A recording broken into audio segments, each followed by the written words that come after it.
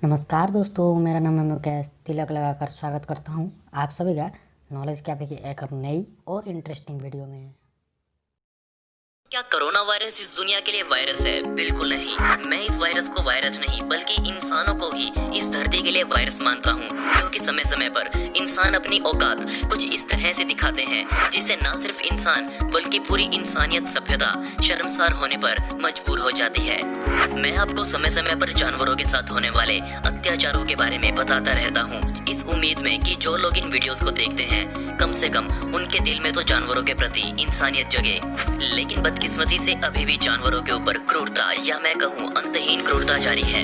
ये कोई नहीं समझता कि जितना इंसान इस धरती के लिए जरूरी है उससे कहीं ज्यादा जानवर इस धरती के लिए जरूरी है। और ऐसा ही शर्मसार करने वाला एक और वाकया हमारे भारत के केरला राज्य में हुआ। जी हाँ, वो राज्य जो इस देश का सबसे पढ़ा लिखा राज्य माना जाता है। और ऐसे ही कुछ पढ़े लिखे लोगों ने न सिर्फ अपने आप को बल्कि पूरे भारत के साथ साथ इंसानी सभ्यता को शर्मसार करने का काम किया। आज मैं आपको न सिर्फ उन्हीं बदकिस्मत घटनाओं के बारे में बताने वाला हूँ। सबसे पहली घटना 27 मई 2020 के दिन हमारे भारत के केरला राज्य में हुई। मालापुरम राज्य में बहने वाली वेलियार नदी में ये पूरी घटना देखने को मिली। 27 मई के दिन इस नदी में घायल हथिनी को देखा गया और देखते ही देखते उस हथिनी ने दम तोड़ दिया। इस हैवानियत जैसी घटना होने के एक हफ्ते बाद आम लोगों को इसके बारे में सोशल मीडिया के सहारे पता लगा। जिसने भी इसके बारे में सुना उसने आरोपियों के खिलाफ सजा की मांग करी। असल में केरल के साइलेंट वैली जंगल की एक हथिनी खाने की तलाश करते हुए इंसानों के क्षेत्र में आ गई। गर्भवती हथिनी को इंसानों द्वारा खाना भी दिया गया और उस खाने में शामिल था एक बड़ा सारा अनानास। और इंसानों पर अंधा विश्वास करते हुए उस बेचारी ने अनानास को एक झटके में ही खा लिया। लेकिन तभी उस हथिनी को एक और झटका लगा, क्योंकि वो अनानास बारूद से भरा हुआ था और मुंह के अंदर जाते ही वो पटाखे फूट पड़े। इन पटाखों की क्षमता ऐसी थी कि हथनी के जबड़े पूरी तरह से फट चुके थे। सिर्फ जबड़े ही नहीं बल्कि हथनी का पूरा मुंह ही धमाके के साथ फट चुका था। मांस का एक बड़ा सा लोथड़ा हथनी के मुंह से बाहर लटक रहा था। इस चोट की वजह से जो तकलीफ उसे हो रही थी उसे दुनिया का कोई भी इंसान महसूस नहीं कर सकता। इसके अलावा एक और समस्या अब उसके सामने थी कि वो अब कुछ भी खाने में सक्षम नहीं थी।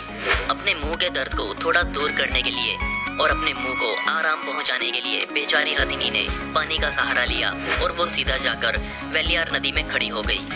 पानी की ठंडक की वजह से उस हथिनी को थोड़ा अच्छा महसूस हो रहा था। आप शायद विश्वास न करें, पर आने वाले 3 दिनों तक वो हथिनी उस नदी में ऐसे ही खड़ी रही और 3 दिन तक इंसानों के द्वारा दिए गए दर्द को सहने के बाद अंत में उस बेचारी ने दम तोड़ दिया। अब ना सिर्फ वो हथनी मरी थी बल्कि धीरे धीरे वो बच्चा भी मर रहा था जो उस हथनी के पेट में था। उसने तो अभी तक दुनिया देखी भी नहीं थी। अब इन सब का जिम्मेदार कौन था? जी हाँ, वही जानवर जो इंसानों जैसा दिखाई देता है लेकिन इंसानियत के नाम पर उसमें खोखलापन मौजूद था। हथनी के शव को हॉस्पिटल ले जाया गया और पोस्टमार्टम के आदेश दिए गए, जिसमें पता लगा कि ये चोट उसे लगभग 2 हफ्ते पहले लगी थी।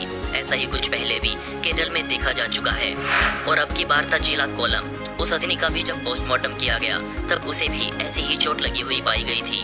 खैर, बाद वाली हथनी की बात करते हैं। तो इस हथनी के साथ हुए अनानास वाले हादसे के बारे में वन विभाग को 23 मई के दिन ही पता लग गया था, लेकिन उन्होंने इस पर कुछ खास ध्यान नहीं दिया और अगले 2-3 दिन वो हथनी को बचाने के नाकाम प्रयास करते रहे। उसे किनारे तक खींचने के लिए 2 और हाथियों को बुलाया गया, लेकिन वो किसी को भी अपने पास नहीं आने दे रही थी। लेकिन ऐसा क्यों था कि वो किसी को भी अपने पास नहीं आने दे रही थी? तो इसका जवाब था विश्वास। उसे एक बार इंसानों ने ऐसा तोड़ा कि उस बेचारी ने अपने जैसे दिखने वाले हाथियों को भी अपने पास नहीं आने दिया। उस बेचारी पर हमला एक रिहायशी क्षेत्र में हुआ था और वो चाहती तो वहाँ तांडव मचा सकती थी, जिसमें ना जाने कितने ही इंसानों की शायद जान भी चली जाती। बेचारी उस हथनी के साथ जो हुआ उसे कभी सुधारा नहीं जा सकता। जिन लोगों ने इसके बारे में सुना उन्होंने आरोपियों के खिलाफ सख्त कार्रवाई की मांग करी। बहरहाल अभी तक ये पता नहीं चल पाया है कि वो हमला किसने किया था, लेकिन फिर भी अज्ञात लोगों के खिलाफ मामला दर्ज किया जा चुका है। वन विभाग भी ये पता करने में जुटे हुए हैं कि इस पूरे बेरहम कांड का गुनहगार कौन है। अब क्योंकि एक हाथी घायल होने के बाद भी इधर उधर चल सकता है, तो इस बात के लिए कोई पक्के तौर पर ये नहीं कह सकता कि असल में इस हाथी के ऊपर हमला कहाँ किया गया, क्योंकि जिस नदी में उसकी मौत हुई उससे पहले क्या पता वो कहाँ से चल कर आई थी। उसकी दर्दनाक मौत के बाद उसका पोस्टमार्टम हुआ और बाद में उसका अंतिम संस्कार किया गया। ये घटना भी और दर्दनाक घटनाओं की तरह छिप जाती अगर वहाँ के वन विभाग में मौजूद एक अधिकारी ने नदी में खड़ी सतनी की फोटो सोशल मीडिया पर ना डाली होती। तो इस घटना के बारे में जानने के बाद लोगों का गुस्सा सोशल मीडिया पर ही फूट पड़ा। कुछ समय बाद ये गुस्सा भी शांत हो जाएगा और ये घटना भी और बेरहम घटनाओं की तरह ऐसे ही दफन हो जाएगी, लेकिन इंसान कभी नहीं बदलेगा। हमारी हर वीडियो के अपडेट पाने के लिए अभी सब्सक्राइब करिए हमारे चैनल को और दबाइए बेल आइकन को।